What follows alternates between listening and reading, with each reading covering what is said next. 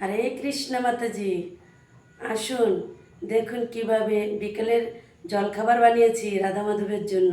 খুব সহজ পদ্ধতি। হরে কৃষ্ণ, হরি বল। হরে কৃষ্ণ। দেখো আমি 2 গ্লাস জল দিয়েছি, তার ভিতরে দিয়েছি সর্ষের তেল আর লবণ। এবার আমি সুজিগুলো দিয়ে দিলাম।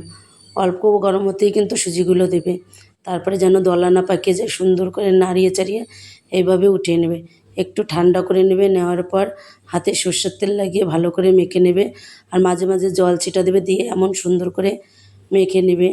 মেখে 5 মিনিটের জন্য ঢেকে রেখে দেবে। দিয়ে দেখে আমি তেল গরম করতে দিয়ে দিচ্ছি কড়াইতে, আর থালায় আমি তেল মেখে নিলাম। এবার আমি ডোগুলো বানিয়ে নেব। ডোর ভিতরে কিন্তু আমি একটু ছিদ্র করে দেবো, তাহলে কিন্তু আঙুলের সাহায্যে, তাহলে কিন্তু সুন্দর হবে ভিতরটা। এইভাবে করে আমি সব ডোগুলো ভেজে উঠিয়ে নিলাম। দেখো রাধা মাধবের জন্য বিকেলের জলখাবার কত সুন্দর হয়ে গেছে। এবার আমি তুলসীপত্র দিয়ে ভগবানকে নিবেদন করব। হরে কৃষ্ণ, হরি বল।